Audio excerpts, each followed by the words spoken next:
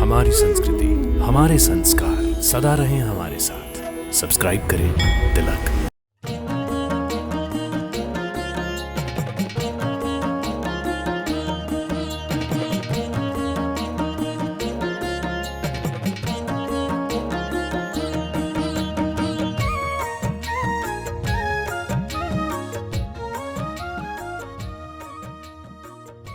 ओम नमः शिवाय। आप सभी का हमारे यात्रा कार्यक्रम दर्शन में हार्दिक अभिनंदन। भारत के समृद्ध राज्य गुजरात की एक प्राचीन नगरी है द्वारिका, जिसे देवभूमि माना जाता है। हिंदू शास्त्रों में जिन सप्तपुरियों का वर्णन किया गया है, द्वारिका उन्हीं में से एक पुरी है। इसके साथ साथ इस नगर को हिंदुओं के पवित्र 4 धामों में से एक धाम होने का गौरव भी प्राप्त है। भगवान श्री कृष्ण की जन्मभूमि अवश्य मथुरा है, लेकिन उनकी कर्मभूमि द्वारिका को ही माना जाता है। हिंदू ग्रंथों के अनुसार स्वयं श्री कृष्ण ने द्वारिका नगरी बसाई थी। आज भी यहाँ के कण कण में श्री कृष्ण की मुरली के स्वरों की मिठास रची बसी प्रतीत होती है।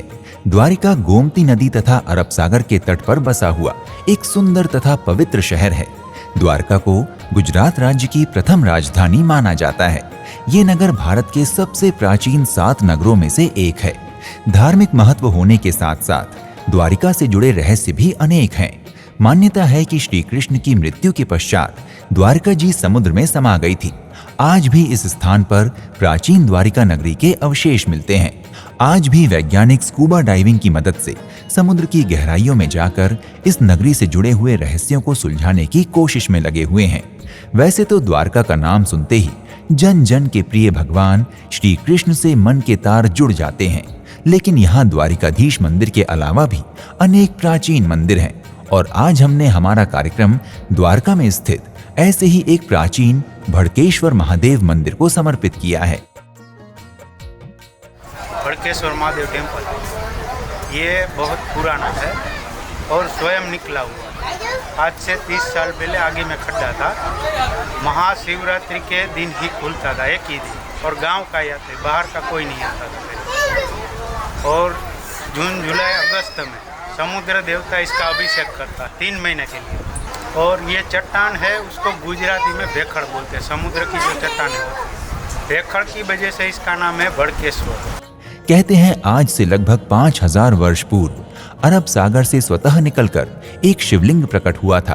तत्पश्चात इस शिवलिंग को समर्पित एक मंदिर का निर्माण करवाया गया, जिसे आज हम श्री भड़केश्वर महादेव मंदिर के नाम से जानते हैं।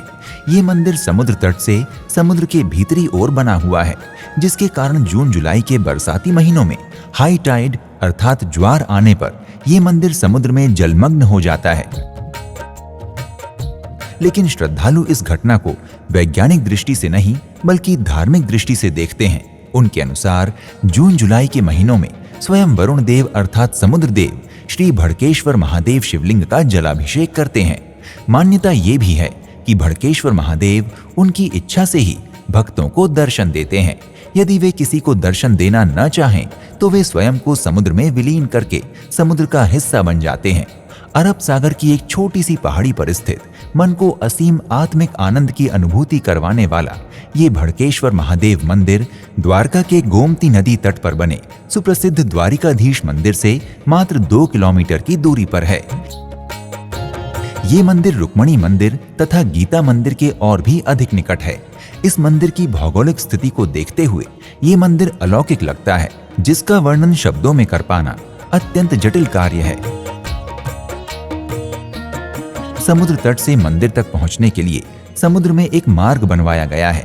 इस मार्ग को तय करने के बाद लगभग 20 से 25 सीढ़ियां चढ़कर आप स्वयं को भड़केश्वर महादेव मंदिर के परिसर में पाएंगे। मंदिर के शिखर का निर्माण भी शिवलिंग के आकार में किया गया है। गर्भगृह के भीतर बड़े महात्म्य वाले एक छोटे से शिवलिंग के रूप में भड़केश्वर महादेव विराजमान हैं। समुद्र में ज्वार आने पर मंदिर तक जाने का मार्ग समुद्र में डूब जाता है। ऐसे में मंदिर तक पहुंचना संभव नहीं रहता, लेकिन इस दौरान इस क्षेत्र की सुंदरता और भी अधिक बढ़ जाती है। स्वयंभू श्री भड़केश्वर महादेव मंदिर में सबसे बड़े त्योहार के रूप में महाशिवरात्रि का पर्व मनाया जाता है। इस दिन मंदिर को भली भांति सजाया जाता है तथा आसपास के क्षेत्र में एक भव्य मेले का आयोजन किया जाता है। श्री भड़केश्वर महादेव मंदिर अपने भक्तों के लिए वैसे तो हमेशा ही खुला रहता है, लेकिन यहाँ शिवलिंग का जलाभिषेक करने का समय केवल सुबह 8 बजे से लेकर दोपहर 12 बजे तक रहता है। गर्भगृह छोटा होने के कारण एक साथ अनेक लोग इसमें प्रवेश नहीं कर सकते, जिसके कारण अधिक भीड़ होने पर भक्तों को यहाँ कतार में लगकर जलाभिषेक करना पड़ता है। अनेक पीढ़ियों से एक ही परिवार इस मंदिर के पुरोहित के रूप में श्री भड़केश्वर महादेव की सेवा कर रहा है। कहा जाता है कि इस मंदिर में स्थित शिवलिंग जगत गुरु आचार्य श्री शंकराचार्य जी को गोमती गंगा तथा अरब सागर के पवित्र संगम पर प्राप्त हुआ था। अरब सागर में एक छोटी सी पहाड़ी पर स्थित इस मंदिर के आसपास का दृश्य आपके चित्त में सदा के लिए बस जाएगा। यहाँ से आपको चारों ओर अथाह समुद्र ही समुद्र दिखाई देगा। कभी कभी तो हवाओं तथा लहरों का शोर इतना अधिक होता है कि बिल्कुल पास में खड़े हुए व्यक्ति की बात सुनना भी बहुत मुश्किल हो जाता है। सूर्यास्त के समय इस स्थान का मनोरम दृश्य पर्यटकों को स्वतः ही अपनी ओर आकर्षित करता है। मंदिर के गर्भगृह में फोटोग्राफी करना वर्जित है, लेकिन उसके बाहर अपनी यादों को संजोने के लिए आप यहाँ के दृश्यों को कैमरे में कैद कर सकते हैं। और शाम की आरती 7 बजे होती है ठंडी के मौसम में। गर्मी के मौसम में 7:45 बजे का टाइम, सनसेट के बाद रोजाना।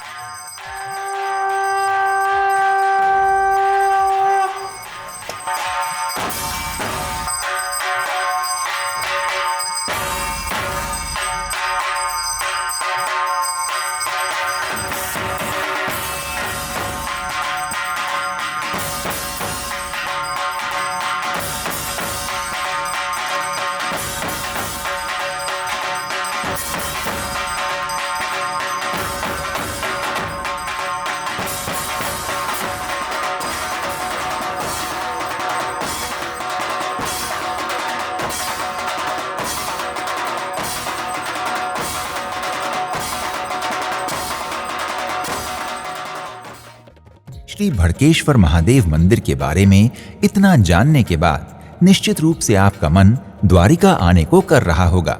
इसलिए हम आपको यहां तक पहुंचने के सुलभ माध्यम भी बता रहे हैं। यदि आप हवाई यात्रा को प्राथमिकता देते हैं तो यहां से निकटतम हवाई अड्डे जामनगर तथा पोरबंदर के हैं।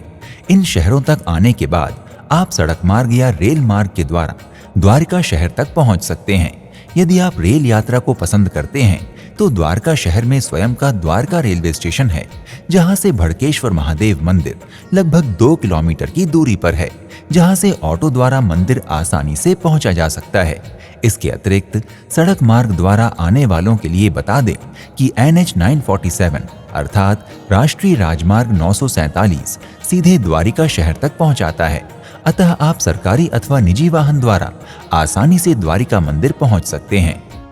भक्तों, यदि आप श्री भड़केश्वर महादेव मंदिर के दर्शन की यात्रा योजना बना रहे हैं तो शीघ्र ही अपनी यात्रा का श्री गणेश करें और भगवान भोलेनाथ की कृपा से अपनी समस्त मनोकामनाओं को पूर्ण करें। अगली कार्यक्रम श्रृंखला में आपसे एक और धाम की यात्रा पर फिर से भेंट होगी। तब तक के लिए प्रणाम। हर हर महादेव। इति शुभम।